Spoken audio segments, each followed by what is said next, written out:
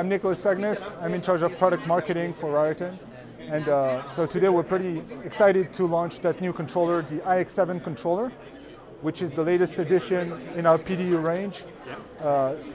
What we call a controller is really the display and the ports that centralizes all the intelligence on your PDU. And we have a long tradition at Raritan to produce the most advanced technology controller, because we believe in the intelligence that you need inside the rack to connect all your environmental equipment and also gather all the metering from the input and also the outlets of your PDUs. With this new controller, the main components are dual networking with fast Ethernet and gigabit Ethernet ports coming standard in the new controller. You still have the high resolution dot matrix display, colored display, that you can scroll through all your power data and you change colors depending on the threshold that you cross in your PDU. You have dual USB B and one USB A, and you have a new expansion port that is for the power sharing feature to connect two controllers together to have redundant power with Cat5. Still on this controller we find the plug-and-play sensor bus, the console port that is now RJ45 and not DB9, and you have the feature port, which is the port dedicated to asset management. So overall, the controller is still hot swappable with no loose screws, so you can just simply unscrew it. In an unlikely event, I think the failure rate is less than 0.0006, something like that. But if it happens, you can definitely replace the controller without turning off the PDU. So all these ports here are connected to the circuit boards that are behind it, and will also evolve over time as the iX7 evolves. Next year we might have an iX8 with an extra port, evolving with the needs of the customers. So this is the past version. This is the PX3 controller. So you can see on the PX3 controller you have a different set of ports. For example, the console port here is a DB9 port instead of the RJ45 on the new iX7. On the PX3 controller you had only fast Ethernet connectivity, the same sensor bus and same feature board, and also the color display, dot matrix color display. So it's really a nice evolution with even more compute power, more capabilities, more flexibility. So you can see here some examples of the connectivity. For example, we have an iPad here. Imagine you're in a data center. You can simply walk by any PDU and plug your USB cable into the controller and access the GUI with all the configuration at your fingertips. So you can change the network settings, you can define the rules, the thresholds. You can also access any outlet, turn it on or off. You can access the power data as well on each outlet, on each branch circuit, and really have a full-blown configuration detail right there.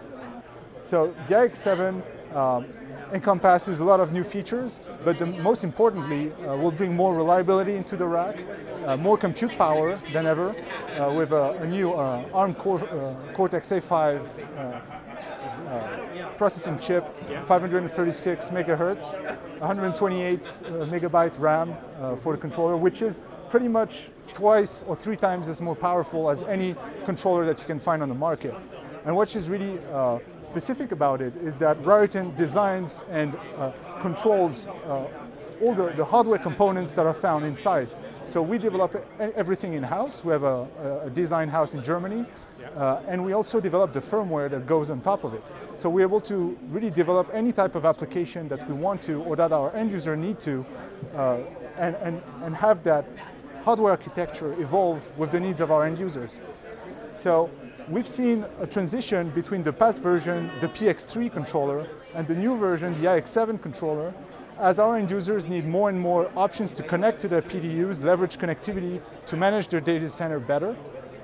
For example, we added a standard gigabit Ethernet port in the new iX7, which will future-proof connectivity as more and more access switches and core switches leverage gigabit Ethernet. We also added a host of new exclusive features more geared towards networking. So the first one, the first application is dual networking.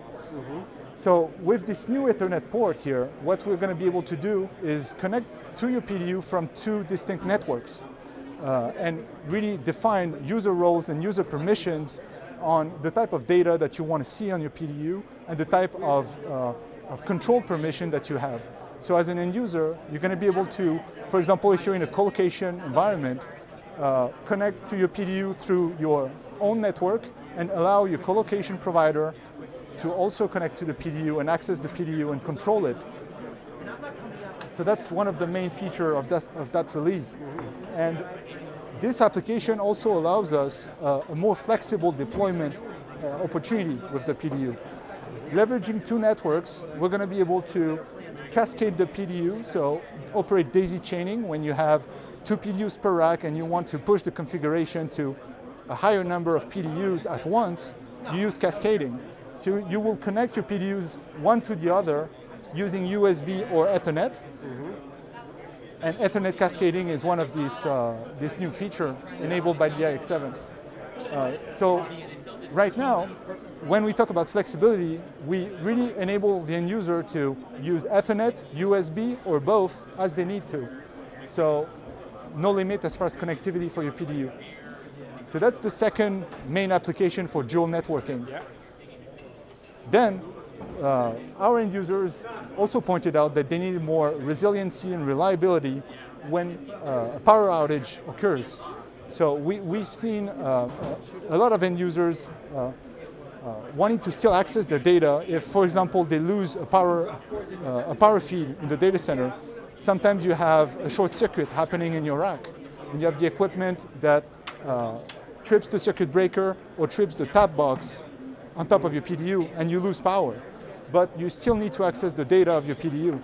So that's why we came up with a new expansion port on the AX7, and now you're able to connect two controllers, one and the other, from the expansion port using standard Cat5, and this is going to provide active-active redundant power between the two controllers.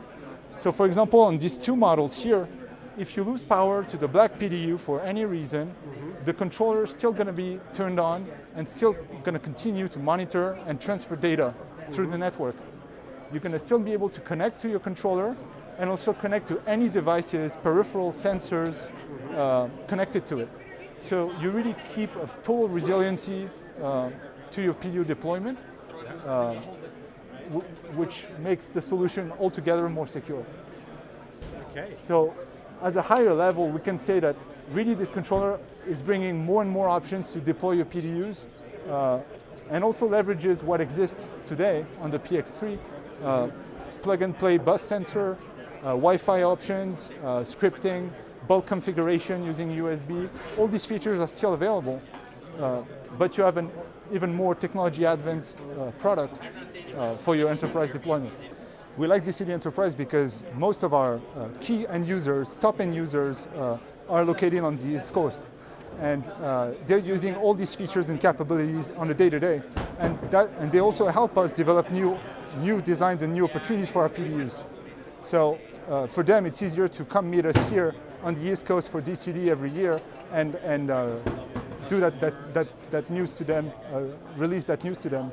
Generally, it's really, we have a higher amount of interaction with our end users. We do end user groups on the East Coast and the West Coast to really get the feedback from the end user on the applications and how they're using the different features, so we can really come up with what is relevant to them from a cost perspective and also from a usability perspective. It's really understanding. What we're trying to do is really understand the end user behavior, the end user usage of the product, and really stick to their operation. For example, we had a major end user on the East Coast, e-commerce, that needed to save money on the IP drops for each PDU connected to the network. So they helped us develop that Wi-Fi connectivity dongle to connect to your PDU. So that's one example of when we meet these end users and we put the product in front of them or put the product in their environment. They really teach us what they want with the product, and we're able to develop it.